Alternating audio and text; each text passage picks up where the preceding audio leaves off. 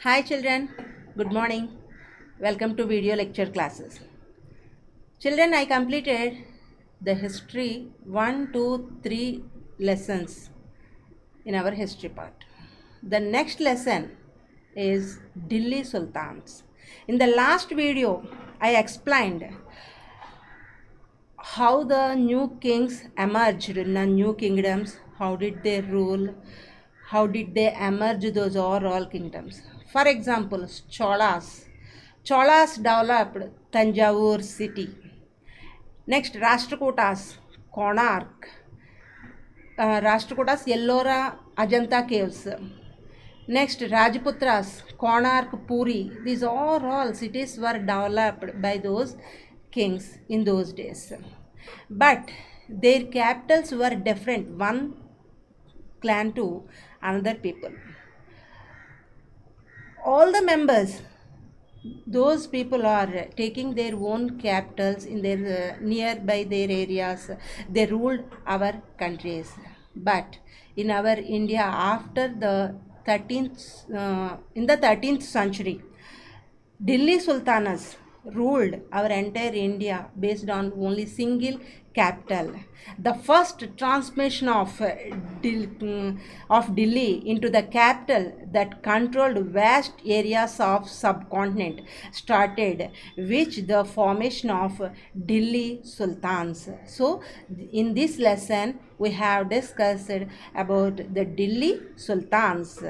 Delhi Sultans. Delhi first became the capital of a kingdom under the Tomara Rajputs, who were defeated in the middle of the 12th century by Chauhanas of Ajmer. Delhi is the capital of Tomara Rajputs. Tomara Rajputs ruled our country, the first Delhi. Those were defeated the middle of the 12th century by the Chauhanas of Ajmer. It was the Tomaras and Chauhans that Delhi became an important commercial center in those times. In the beginning of the 13th century and 12th century, after many rich Jaina merchants lived in the city and constructed several temples in these areas. In the surrounding areas of Delhi, many rich Jaina merchants lived in the city of the Delhi and they constructed so many temples in those areas. At the time, the coins minted here, coins also prepared by the people in this area. They called Delhi Wall, who are preparing the coins in those days at that place. Those people were called Delhi Wall. So they had a wide circulation. Nowadays, how you are exchange your money like that. In those days, coins were circulation is going on in that areas. So their capital was Delhi. In this time, I want to say one thing to you. In 1191, one battle held in our India. Did you remember that? What is that battle? As Tarayan War. Tarayan War held between the Muhammad Ghori and Prithviraj. Prithviraj is the ruler of Chauhan. Prithviraj is the ruler of Chauhan. The first Tarayan War, 1191. At the time, what happened in that battle? Prithviraj won that battle. Muhammad Ghori defeated. The next year, 1192, Second Tarayan War was held between the Prithviraj and Muhammad Ghori. At that time, Prithviraj defeated in that battle. Who won that battle? Muhammad Ghori. At that time, he went to his country. He sent one of his slave he appointed him as a governor of our India. Who is that person? Is Qutbuddin Aibak. Okay, let us discuss about the rulers of Delhi. This is the table given in your textbook. Open that table, children. See carefully. Rajput dynasties, Tomaras, the first Tomaras had taken Delhi as their capital. In this Tomaras, the Anangapala is the greatest ruler. He was the greatest ruler of Tomaras. After he ruled our country between the period of 1130 to 1145 AD. Between these 2 years, Anangapala ruled our country. After Chauhanas Prithviraj Chauhan was defeated by Gori Muhammad in the 1192. That is the Second Tarian War. After that, he sent one of his slave. He is Qutbuddin Aibak. Qutbuddin Aibak as a governor. You ruled that area. He sent Qutbuddin Aibak to Delhi as a governor. After that, what happened in 1206? In that year, Muhammad Ghori died. Immediately, what happened here? Qutbuddin Aibak declared himself as the king of our Delhi. So, these Qutbuddin Aibak is a slave of Muhammad Ghori. That's why this dynasty name is Slave Dynasty. Slave Dynasty, Khilji Dynasty, Tughlaq Dynasty, Sayyid Dynasty, Lodi Dynasty. Total, these 5 dynasties called as Delhi Sultan. So why did you call like that? These 5 members' capital is Delhi. That's why we call this is the Delhi Sultanate.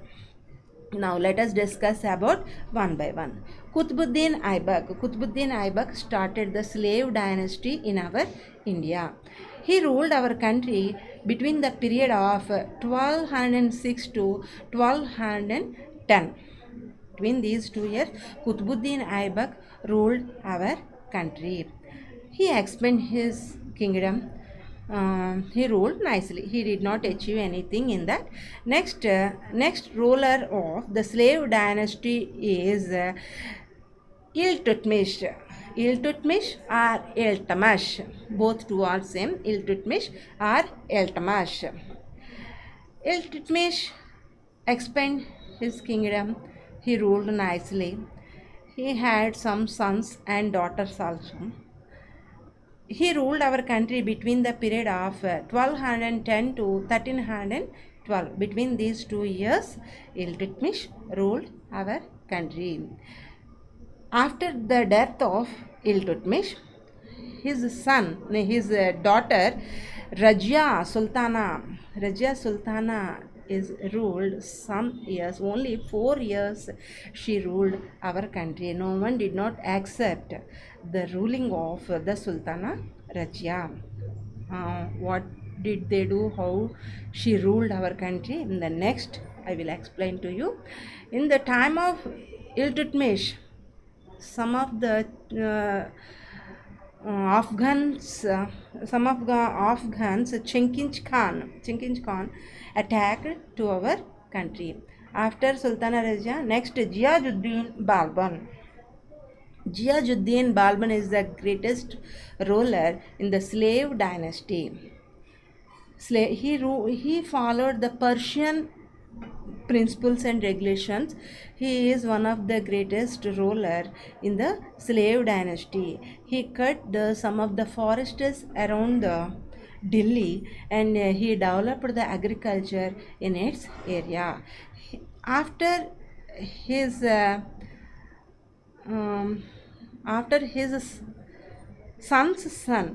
grandson came to the throne is Kaikubad, the last ruler of the Delhi slave dynasty is Kaikubad ruled. Kaikubad, he did not achieve anything. He is not a great king.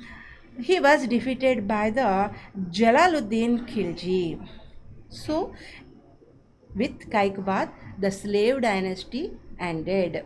Okay, slave dynasty was started by the Qutbuddin Aibak after Iltutmish's daughter Sultana Razia after Ziauddin Balban after Kaikbad. These are the five rulers who ruled in our country between the period of 1206 to 1290. So the period of the slave dynasty is 1206 to 1290. What happened in 1290 is Jalaluddin Khilji defeated the Kaikubad, the last ruler of the slave dynasty. Jalaluddin Khilji established the new Khilji dynasty in our India in the year of 1290. Their capital is also Delhi. He ruled our country between the period of 1290 to 1296. After that, his son-in-law Alauddin Khilji is the son-in-law of the Jalaluddin Khilji. He ruled our country between the period of 1296 to 1316. Between these, Alauddin Khilji, he ruled very nicely. He is the greatest ruler in the Khilji dynasty. He started the given salaries to the people, and he gave a lot of punishments to our who are did not follow the rules and regulations of the Alauddin Khilji. Markets also developed by the Alauddin Khilji. After that, Alauddin Khilji, Mubarak Khilji came. Alauddin Khilji later, Mubarak Khilji is also another ruler, but he did not do anything. That's why that name is not given in your textbook. Mubarak Khilji, at the Mubarak Khilji later, the Khilji dynasty ended. Next, whose dynasty started is the Tughlaq dynasty started. Tughlaq dynasty was started by the Ziauddin Tughlaq. Ziauddin Tughlaq started the Tughlaq dynasty. He ruled our country between the 1320 to 1324. Between these 2 years, Ziauddin Tughlaq ruled our country. After that, his son Muhammad bin Tughlaq ruled our country 1324 to 1351. He is one of the greatest ruler in our India. Muhammad bin Tughlaq. He had a lot of good qualities. He is one of the great knowledgeable person. He rules very nicely. In his view, he treated all the members equally. He was one of the great intelligent person. He did not show any discrimination between the people. He knew all the subjects very well. He had a lot of good qualities. At the same time, he had one bad quality also. That is, he had a lot of anger. That's why all the people are faced so many problems in his time. That's why his name was noted down in the history as a Mad Tughlaq. For example, I want to give one example for that. In 1327, he changed his capital Delhi to Devagiri. He changed its name. Devagiri's name also changed by the Tughlaq, that is Daulatabad. Immediately he said to the people, Delhi people, please, you will go to the Devagiri. People followed the rules and regulations of the king. So all the members went to Daulatabad. Some days later again he shifted his capital Daulatabad to Devagiri. Again they said to Daulatabad people, he come back to Delhi. At that time people faced so many problems. Like that, why did he change like that? That is, the capital city must be located in the central part of their kingdom. That's why he changed. His ideas are too good, but with those ideas, people faced so many problems. That's why his name mentioned in our India, in our Indian history, he's a mad Tughlaq. After Firoz Shah Tughlaq, next, Firoz Shah Tughlaq came. Firoz Shah Tughlaq developed the agriculture in our India. He constructed some of the canals, provide the water facility to the fields. So that is the greatness of Firoz Tughlaq. After that, next, some of the rulers, Syed and Lodi dynasties. These two are also ruled our country between the period of 1414 to 1451. That is the period of Syed dynasty, and 1451 to 1526. Between these years were ruled by the Lodi dynasty. With that Lodi dynasty, the Delhi Sultanate ended. Next, Mughal dynasty started. The last ruler of Lodi dynasty is Ibrahim Lodi. Ibrahim Lodi was defeated by the Babur in the year of 1526 battle. That battle name was Panipat War. That is the Panipat War. Okay, how did the okay children, have you understood? In this video I explained how the Delhi Sultanates came to our India, what are the dynasties ruled. I explained about the 5 important Delhi Sultanate. In the next video, how can those Delhi Sultan people ruled our country? What are the sources of our Delhi Sultanates? Wait for the next video. Thank you. Bye.